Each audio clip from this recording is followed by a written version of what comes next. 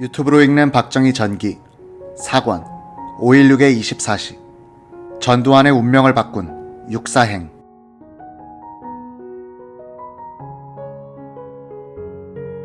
(5월 16일) 육본에서 열린 혁명군 육본 합동회의에서 강영훈 육사교장은 장도연 육군참모총장에게 나도 한마디 해도 됩니까? 라고 했다. 장도영은 발언을 허용했다. 군의 한 간부로서 두 가지 당부를 하겠습니다. 첫째, 지금 이 순간 대한민국은 우리 국군이 책임지고 있습니다. 총리도, 국회도, 내각도 존재하지 않습니다. 이런 때 군 통수계통이 무너져선 안 됩니다. 장도영 참모총장을 모시고 혁명을 한다니 다행입니다. 통수계통이 무너지면 김일성이만 좋아합니다. 둘째로는 절대로 국군끼리 총격전을 벌여서는 안 됩니다. 총 쏘고 대포 쏘면 우린 자멸입니다. 강영훈 중장은 그때까지도 육군단 포병단이 대포를 끌고 들어왔다고 생각하고 있었기 때문에 절박한 심정으로 그런 호소를 했다. 강 장군의 말이 끝나자 장내에서 박수가 터졌다. 꼭 혁명 지지 발언을 한 것처럼 됐다. 장도영 총장은 일어나더니 이거 나 대통령 각하를 다시 만나고 와야겠어 라는 말을 남기고 바깥으로 횡하니 나가버렸다. 장도영은 다시 청와대로 올라가서 윤보선을 만났다. 윤보선의 기억에 따르면 장도영은 울먹이는 목소리로 말하더란 것이다. 대통령 각하, 군사혁명위원회에서 참모총장인 제가 계엄사령관을 맡아야 한다고 그 자리를 수락하라는데 어떻게 하면 좋겠습니까? 이 사태를 수습하는 데는 그래도 장 총장이 적격이라고 생각하오. 일단 계엄사령관 직책을 수락하고 봅시다. 군사혁명을 일으킨 장본인들이 바로 계엄사령관직을 맡게 되면 사후 수습이 원활하지 못할 것이니 우선 다급한 불길부터 잡자면 장 총장이 맡는 것이 무난하리라고 여겨지오.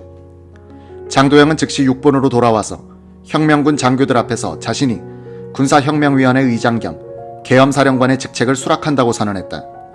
장교들은 박수로 환영했다. 강영훈 중장은 육사로 돌아가려다가 다시 박정희를 만난 김에 사관 생도들은 정치에 개입시키지 말아주시오 라고 부탁했다고 한다. 육사로 돌아오니 김익권 준장이 건의했다. 생도들에게는 실탄은 없지만 총과 대검이 있습니다. 생도들이 들고 일어나 소란을 피울지 모르니 무장을 해제하는 것이 어떻습니까? 김 준장은 강 교장의 허락을 받아 총검을 회수하여 무기고에 집어넣었다. 16일 오후 육본 정보참모부 북한과 소속 이상훈 대위는 아주과 소속의 육사 11기 동기생 이동남 대위와 함께 김종필을 찾아갔다. 이동남 대위는 육사 11기 동기 회장이기도 했다. 김종필은 두 대위에게 말했다. 자네들이 육사에 가서 교장을 설득하여 생도들을 데리고 나와 혁명 지지 시위를 해줬으면 좋겠어. 5월 17일 아침 육본의 이상훈, 이동남 대위, 공수단의 11기 손운익 대위, 그리고 육사 12기 김광현 대위는 육본에서 만났다. 이들은 하루 전 김종필로부터 지시를 받은 대로 생도들을 설득하려고 육사를 향해 막 출발하려고 하는데 전두환 대위가 나타났다.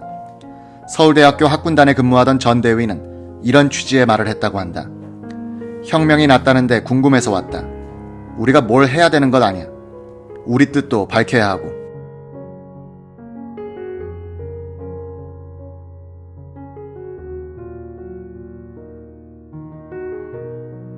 이렇게 해서 한 사람이 더 늘어 5대위가 태릉 육사로 출발하게 된 것이다.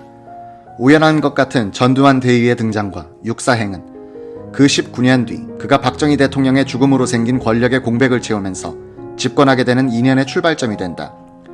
전두환 대위는 그때도 정치에 관심이 높고 친구도 많은 데다가 활달하여 적성에 맞는 역할을 찾은 셈이었다.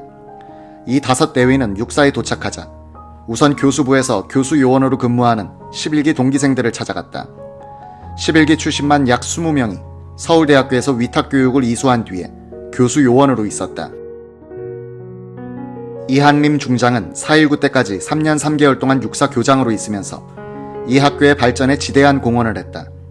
4년제 정규 육사 출신들은 이한림을 존경하고 있었다. 이상훈 대위가 보니 교수 요원들은 이미 이한림 1군 사령관에게 연락을 취하고 사람을 보내어 이 시기에 어떻게 행동하면 좋은지 지침을 받으려 하고 있었다. 이상훈, 전두환 일행은 이런 동기생들을 설득했다.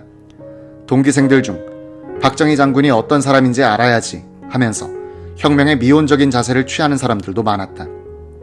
이한림 장군으로부터 메시지가 올 때까지 기다리자는 동기생들도 있었다. 입담이 좋은 전두환 대위는 이런 동기생들에게 혁명을 지지해야 한다고 설득했다. 장교들의 분위기를 어느 정도 돌려놓은 다음 이상훈, 전두환, 손운익, 이동남 대위 4명은 강영훈 교장을 찾아갔다. 늦은 밤인데 강 교장은 교장실에 머물고 있었다. 교장에게 깍듯이 예의를 차린 이들은 생도들을 혁명 지지 시위에 내보내 주십시오 라고 건의했다. 이들은 혁명군이란 완장을 차고 있었다. 강영훈 교장은 화를 냈다고 한다. 내가 왜 박정희 장군과 혁명위원회 지시를 받아야 하는가? 나는 참모총장 지시가 없는 한 그렇게 못해. 강영훈 중장은 그 자리에서 차를 부르더니 경호차를 붙여가지고 육본으로 떠났다. 강영훈은 박 장군과 장 총장에게 생도들을 정치에 이용하지 말아달라고 부탁했는데 외부에서 장교들이 들어와서 이렇게 선동하고 다니니 다시 이야기를 해둬야겠다는 판단을 했다고 한다. 이상훈 대위는 육본으로 전화를 걸어 김종필에게 강영훈 교장이 거기로 갔다고 알렸다. 김종필은 알았어. 너희들은 오늘 밤 그곳에 머물고 내일은 어떤 일이 있어도 생도들을 데리고 나와야 돼 라고 지시했다. 강영훈 교장이 육본에 도착하여 총장실에 가니 장도영과 박정희가 앉아 있었다. 강영훈은 같은 말을 되풀이했다. 이때 한 장교가 들어오더니 박정희 소장을 데리고 나갔다. 잠시 후 들어온 박정희의 표정이 험상궂게 변해 있었다. 자리에 앉지도 않고 선체로 강영훈에게 쏘아붙였다. 내가 강 장군한테 들은 이야기와 지금 다른 장교한테서 들은 이야기가 영 다릅니다. 그러더니 휙 나가버렸다. 뒤이어 5개 대대병력으로 육본을 점령했던 문재준 육군단 포병단장이 들어왔다. 문 대령은 지금 분위기가 이상하니 학교로 돌아가시죠 라면서 정중히 강 장군을 모시고 나갔다.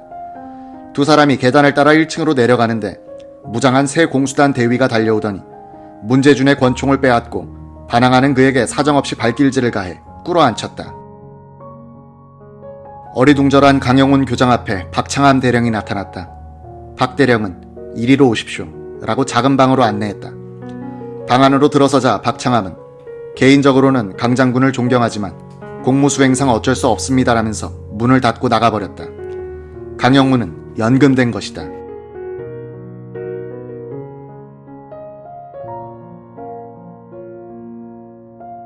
(5월 16일) 김종필은 미리 준비해두었던 포고용 문안들을 하나씩 뽑아내 KBS를 통해 잇따라 발표하고 있었다.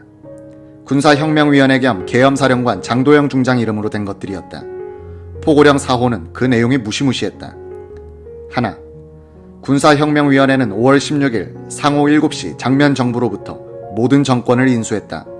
둘, 민의원, 참의원 및 지방의회를 16일 하오 8시를 기하여 해산한다. 단, 사무처 직원은 존속한다.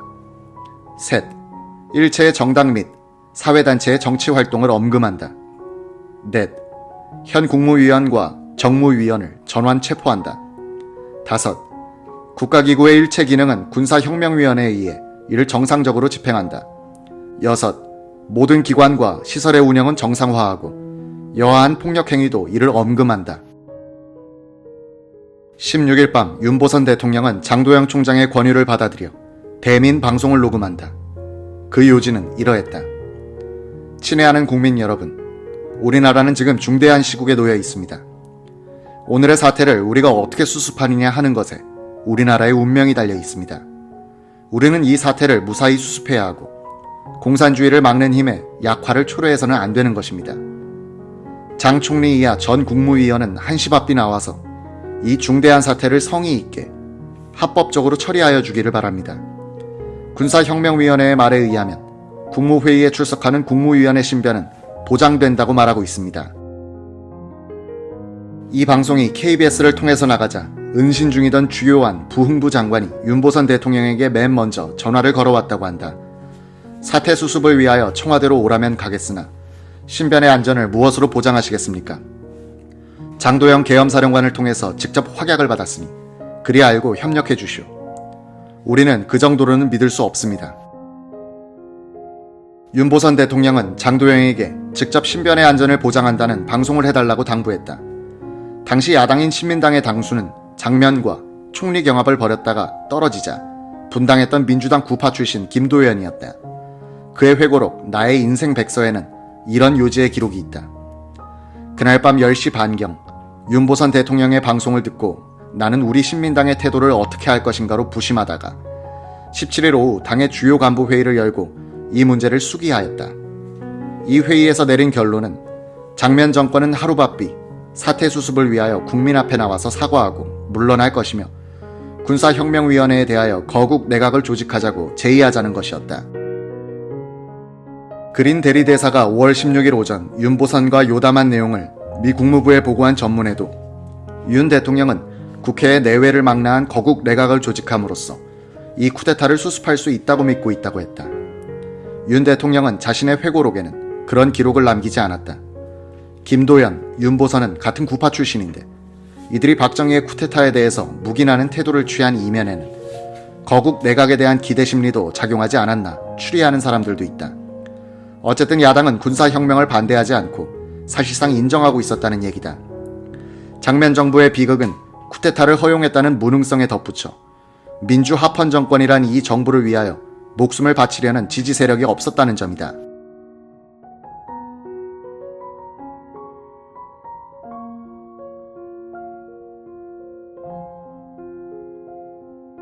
대통령도, 야당도, 군인들도, 그리고 학생 시민들도 이 국민의 정부를 위해서 나서지 않았다. 법적인 정통성은 있었지만 도덕적인 정통성을 상실한 것이 장면 정부였던 것이다. 이때 청와대나 육본과는 지척의 거리에 있던 해화동 로터리 부근 카르멜 수녀원 부속 건물방에서 장면 총리 내외는 고통스러운 시간을 보내고 있었다. 가장 큰 수수께끼는 왜 장면 총리가 수도원에서 이한림 1군 사령관이나 맥그루더 미 8군 사령관에게 전화를 걸어 진압을 명령하지 않았느냐 하는 것이다. 그때 장면 총리의 시중을 들었던 신마리아 수녀의 증언에 따르면 장면 총리가 바깥과 통화하는 데는 아무런 제약이 없었다고 한다. 그분은 쿠데타 군과 자신의 명령으로 출동한 부대가 충돌하면 유혈 사태는 물론이고 북한 괴뢰의 남침까지 야기시킬지도 모른다고 우려하신 것 같았습니다. 곁에서 안타깝게 지켜보던 저희들이 좁은 소견으로 어서 군부대에 연락을 하시라고 말씀드렸지만 그분은 고개를 저으면서 괴로워하시더군요. 그분은 얼굴을 감싸며 여러 번 나직하게 천주님을 불러보곤 했습니다. 곁에서 계속해서 연락을 취하는 게 어떠냐고 권유하면 결연한 표정으로 안 돼. 그렇게 해서는 안 돼요. 절대 서로 피를 흘리게 해서는 안 돼요. 하고 고개를 저었습니다. 장면 총리는 장도영 총장을 지칭하면서 그 사람이 그럴 수가 라고 중얼거리고는 벽에 걸린 십자가 앞에서 무릎을 꿇고 기도하기도 했다. 수도원으로는 여러 군데서 장 총리를 찾는 전화가 걸려왔다. 카르멜 수녀원에서는 여기는 아무도 들어올 수 없는 곳이다면서 부인했다. 17일 아침 신마리아 수녀가 조반상을 받쳐들고 방으로 들어갔더니 장면 총리는 부석부석한 얼굴로 팔짱을 낀 채 서 있더라고 한다. 장 총리는 괜히 저희들 때문에 고생이 많으시군요 라고 인사를 했다. 식탁 위에는 전날 저녁 음식이 그대로 있었다. 물 주전자만이 비워져 있었다. 신마리아 수녀의 눈에는 하룻밤 사이에 총리가 10년은 늙은 것 같았다. 5월 17일은 박정희에게 혼돈과 불안의 날이었다. 미군이 이한림의 1군 병력을 동원해 서울을 포위하는 작전을 곧 실시할 것이라는 첩보가 들어왔다. 미 1군 단장 라이언 중장, 강영훈 육사 교장, 그의 처남인 김웅수 육군 단장의 잦은 접촉, 8사단장 정강의 출동 준비, 양평에 주둔하여 서울로 쉽게 들어올 수 있는 9사단장 박영준 준장에 대한 의심이 소수 병력으로 일대 모험을 감행하여 신경과민일 수밖에 없는 혁명군을 자극했다. 박정희는 서울시경에 본부를 둔 서울지구 방어군 사령부에 대하여 방어 진지를 구축할 것을 명령했다. 이와 함께 서울에 가장 가깝게 포진해 있던 1군 산하의 친혁명군인 최명신의 5사단을 포천에서 서울로 불러들이기로 하는 한편 춘천 근교의 12사단장 박춘식 준장에게는 춘천을 점령할 것을 명령했다. 아울러 윤태일 준장을 9사단장으로 임명하여 박영준을 교체하기로 했다.